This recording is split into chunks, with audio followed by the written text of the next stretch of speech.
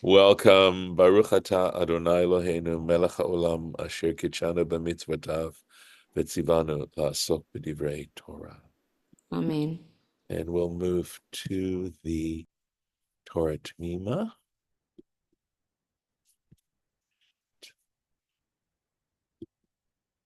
Welcome, Jocelyn. I just saw you joined us. That's wonderful. All right, here we go. This is as we this is the end of the poem right here, right there, that paragraph. God speaking through Moses's poem. Ashkir chitzai midam. I will make my arrows drunk from blood, with blood. V'charvi, and my sword, tochal basar, will consume flesh. Midam halal v'shivya, from the blood of the slain and the captivity. Merush praot oyev, from, in this case, as Rashi's going to explain it, it's like Rosh Hashanah, the beginning of the year. So it's got to do more time from the beginning of the praot, the savage behavior of the enemy. And of course, this is going to require some unpacking. By the way, so there's an expression pera adam, which means a wild person, a person who's wild. There's also para referring to hair, letting your hair grow. And so you'll sometimes see translations of from the head, the long-haired heads of the enemy. But I have a feeling that the beginning of the savagery, that para referring to para Adam, makes more sense actually in the context. So with that, we'll take a look at the Rashi. Ashkir chitzai Midam, right? Let me make sure I got this. Midam ha'oyev. This blood here is the blood of the enemy, because what it has been talking about in the context of this poem is the consequences of Israel's abandoning God and the terrible consequences of that. And now it's turning around and saying this is now that the people are going to be avenged for all the wrong that was done to them. V'charbi tochal basar, and my sword will consume flesh, besaram, that is their flesh. Midam halal v'shivya, so literally it means from the blood of the captive and halal would be slain, v'shivya, and the captive, and he needs to explain this. Zot tielahem, this is going to happen. In other words, God is going to make his sword drunk against those enemies, right? It's going to happen to them. Me avon dan chalalei, from the iniquity of taking the blood of the slain, Sfarim acherim, other manuscripts, chalalei dam. So it has this switched around, right? The those who have, in other words, who have been, their blood has been, they've been slain. It's same idea. Yisrael, the blood of Israel. In other words, the slain of the blood of Israel, according to this, or the blood of the slain of Israel. Either way, of course, it means basically the same thing. Veshivya, and the captivity, sheshavu mehem, that they took from them, that they captured from them. So this is sort of a long sentence. So the idea is that because the enemy had done this to Israel, this is going to be done to them. That's what this is talking about.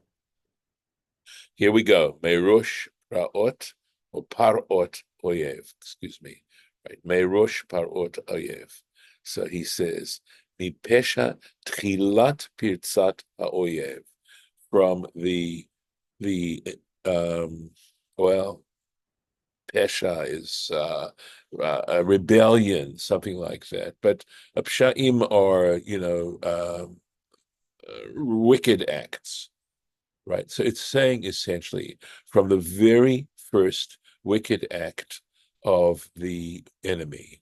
So pirza, peretz is to break through. So, in other words, breaking through, devastation is the way Sepharia translates it, right? So from the iniquity, if we're going to translate it that way, of the initial breaking through, the initial devastation of the enemy. And now Here, Rashi explains this. here Yes. it says, from the very first breach of the enemy. Okay, well, that's the breaking through, right? So Yeah, that's the breach, kind of like right? that. Because it also could, if you're talking about the first thing that they did was bad, I mean, I guess it Right. means they're breaching us. Correct. That's what we're talking about. Yes. Thank you. If that needed clarification, yes, that's the point. From their very first act of breaching us, of trying to devastate us. And now he's explaining this, the principle. Ki she'hakadosh baruch hu nifra me'ha'ovdei kochavim, because when the Holy One, blessed be He, is going to avenge, right, from the idolaters, Haya poked alehem. He would he will, or I think here it means he will, but anyway, he would visit on them. Avonam, this is a vav. Avonam, their iniquity, the avonot avotahem, not only their own iniquity, but the iniquity of their ancestors. Mereshit pirza shepartzu Israel, from the very first breach that when they broke out against Israel. I think, just to take a step back for a second, although it still isn't 100% different. But for most of us, we have not experienced the hatred with which the Jewish people were treated, and to recognize the degree of hatred and the violent acts that were committed, although we're seeing, of course, that going on in Israel right now. And it's amazing. It is really amazing. You ask when this was all written, and here we are living today with this amazing just hatred going on and devastation, and it's happening now. But I'm also thinking of just, for example, when I read Ivanhoe, there's such a description of the essential humiliation of Jews living in England at the time and the way in which the common folk treated Jews at that time. And I think, at least here in the States, I don't think we, for the most part, despite whatever anti-Semitism is going on, but I think essentially Jews are treated honorably, nothing like what's described in, let's say, Ivanhoe. So, going on to the next sentence. Harninu goyim amo, right? Let the nations sing praises to his people. Kidam avadav yikom, for he will avenge the blood of his servants. V'nakam yashiv l'tzarav, and again, vengeance, right? He will repay, right, with vengeance his enemies. V'chiper admato amo, and his land, right, his people will be atoned, right? And we'll see how Rashi is going to translate and help us understand what he's saying here. Harninu goyim an amo, right? So that was the verse.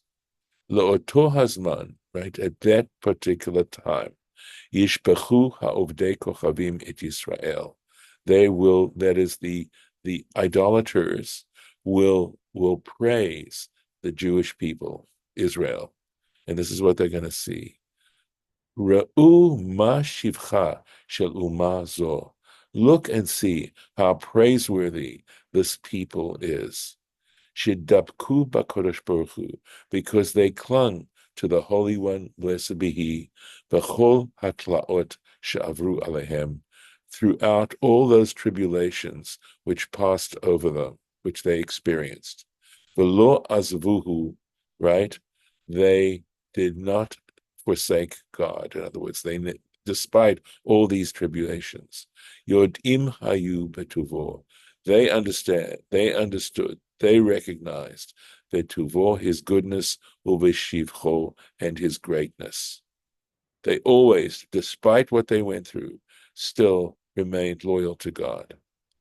Kidam avadav yikom, for he will avenge the blood of his servants. Shvichut demehem kamashmacho. This is take it literally. In other words, just as their blood was shed, just kamashmao means as it implies. Unakam yashiv letzorav, right? He will pay back. He will avenge his enemies.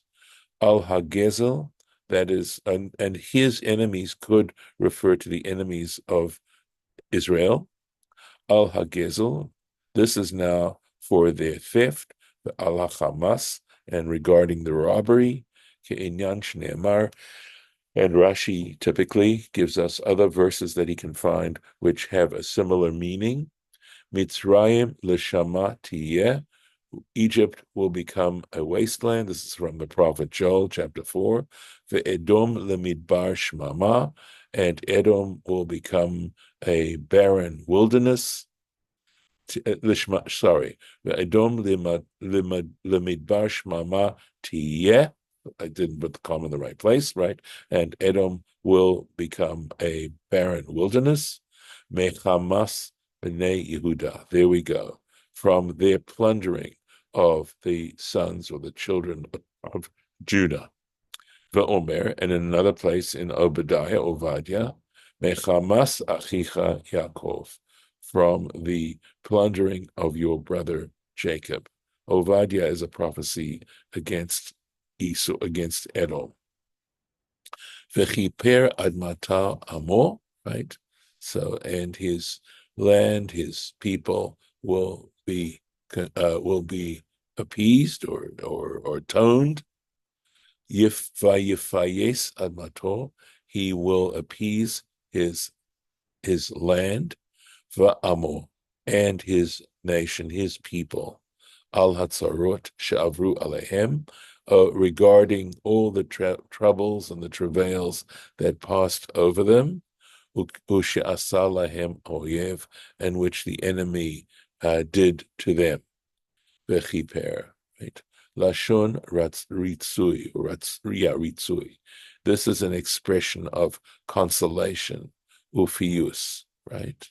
To appease.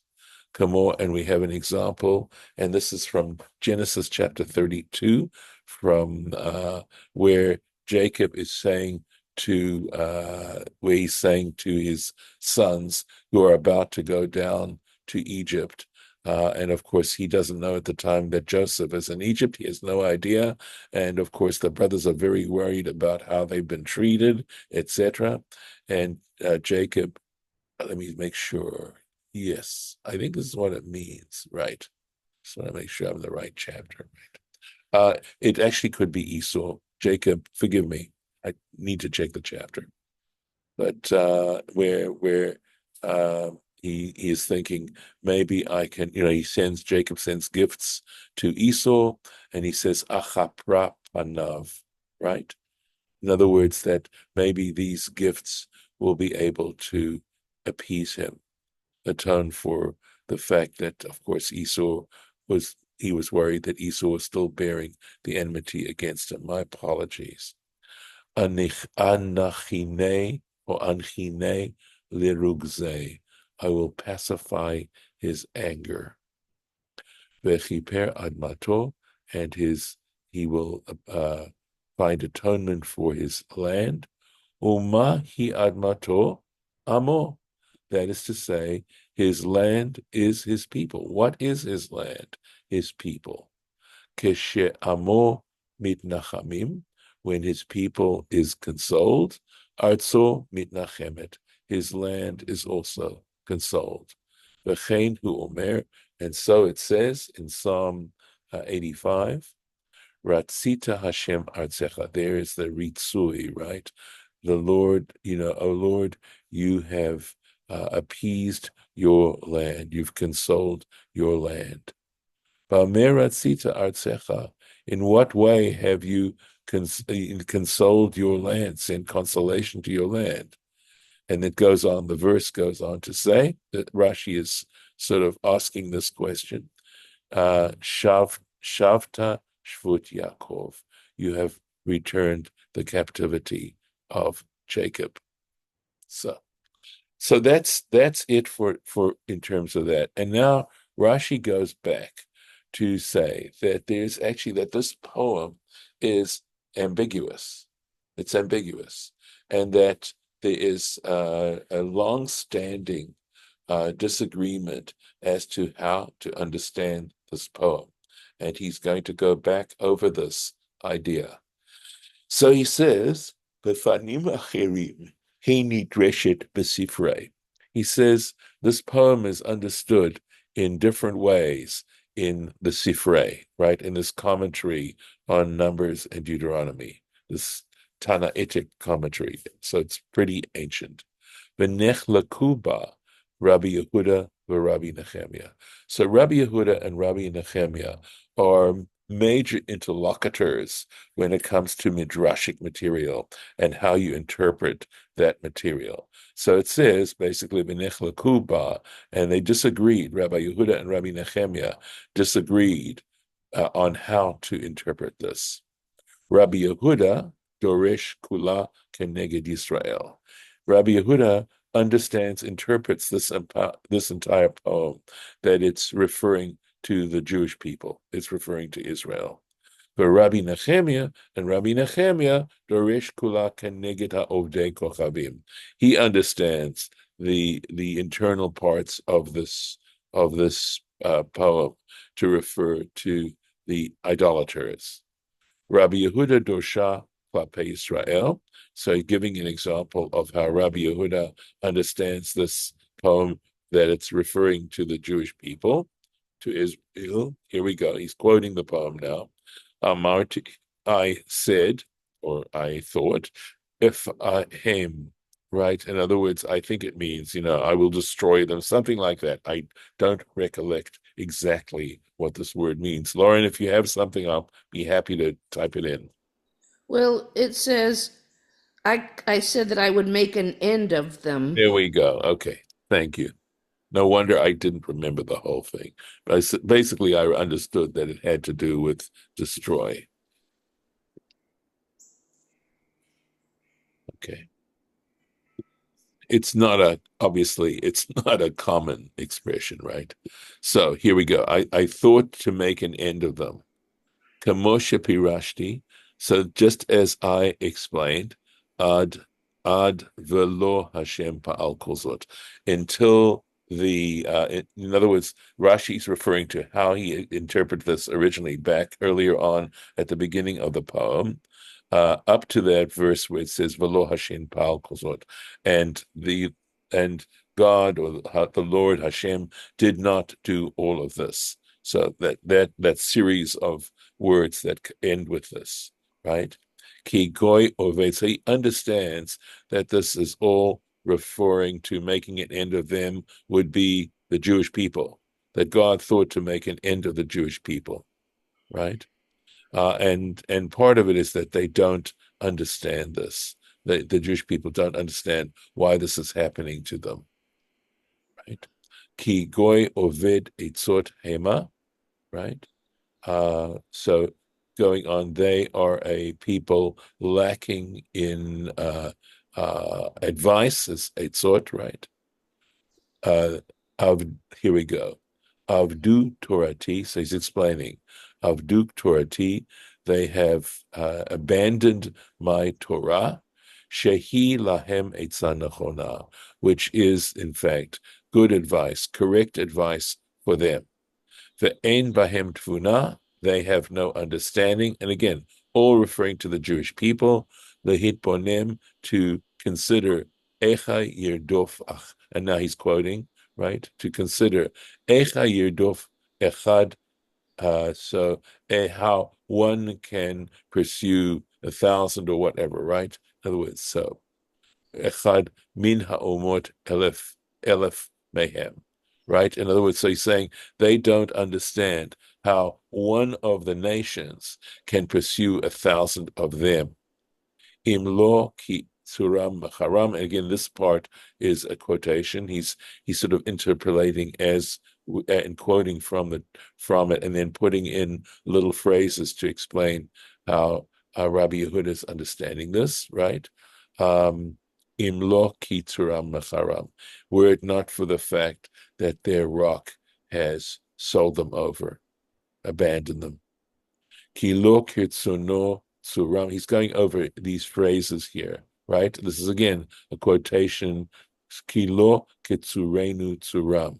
So this is for our rock is not like their rock. And again, this would be it could be that I'm trying to think as how it would make sense if we're making this refer to the Jewish people.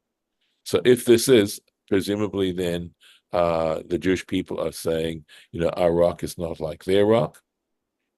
Hakol kamosh pirashti ad tachlito. Okay. So it says everything, how I explained it. In other words, how Rashi has already explained it until tachlitot. I think he means until the end of this. But Rabbi Nehemia, however, Rabbi Nehemia, dosha klepe ha'ovdei kochavim. He understands this poem to be referencing the idolaters. So, kigoy oved etzotema. So now he's taking that very phrase, right? For they are a nation lacking in advice and understanding, let's say. Hema, they are. Kamo shepirashti. Sorry, am I going? Let me make sure I didn't. Yeah, right. Right. So, Kamosha Parasha, this would mean, as I have explained it, Chila ad ve'oivenu plelim, at the beginning. So apparently there were parts where he did explain verses, and then some other verses Rashi may have explained differently. As I said, I'm looking at this and trying to understand, right? So these are different verses. Chila ad ve'oivenu plelim, as I explained originally, until the end of the verse where it says "Vo'evenu lililim," and our enemies are our judges. Let's say that's okay. So Kigefen, this is again, he's going back on the earlier verses of this particular poem, right? Ki Gefen Sodom Gofnam, right? For they are the vintage of Sodom.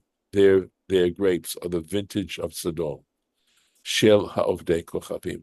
So this he's saying, you can understand this either as referring to the lack of loyalty on the part of the Jewish people, but Rabbi Nehemia is going to say, no, this refers to the idolaters. Umish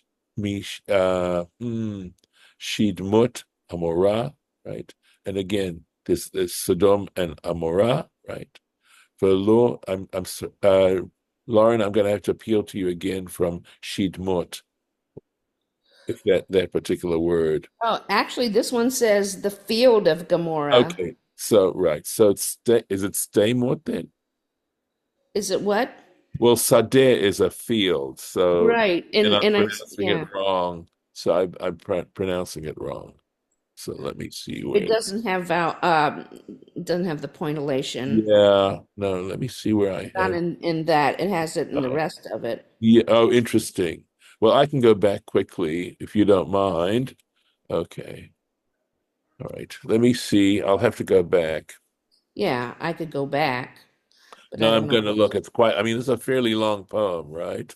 So let me see how far back it goes. It's verse 32, I think, is Right. what. So here's Echa Yeah. Yerdov, right? Right.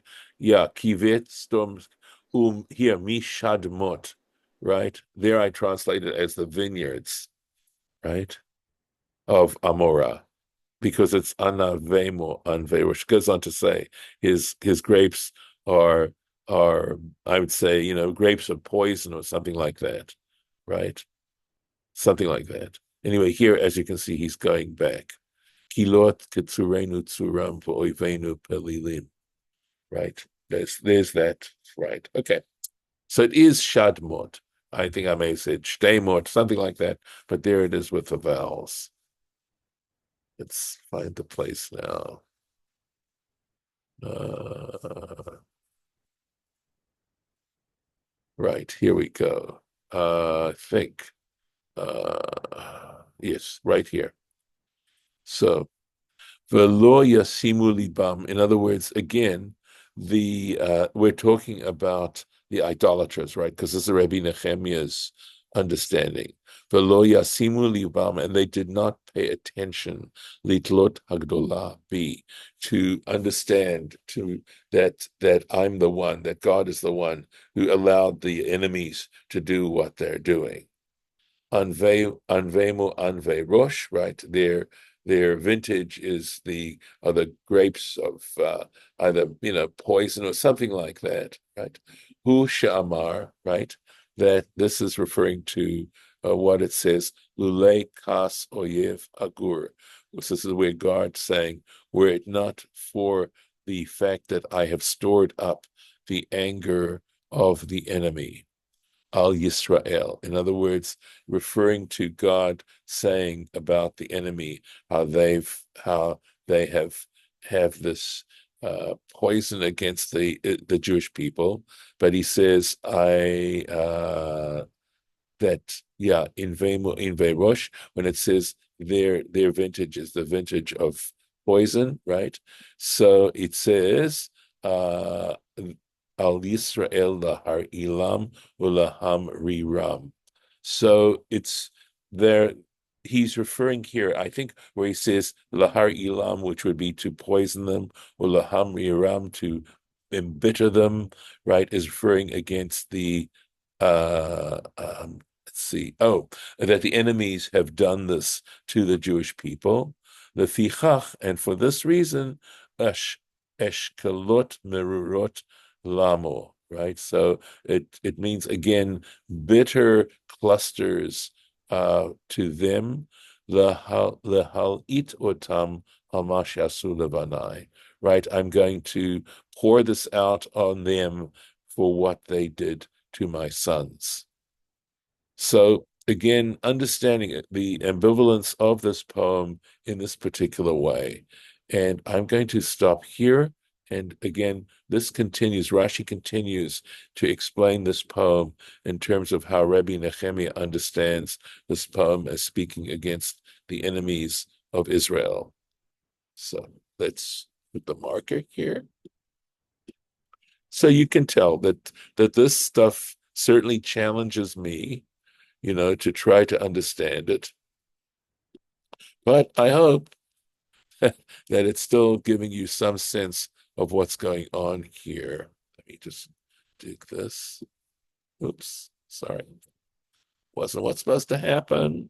Let's see if I can do this. That's what was supposed to happen. Okay, yeah, I think that's just where we're going to stop. Okay, oops. Okay, well, that wasn't supposed to happen, but it did. All right. Okay. Any thoughts or any questions at this point?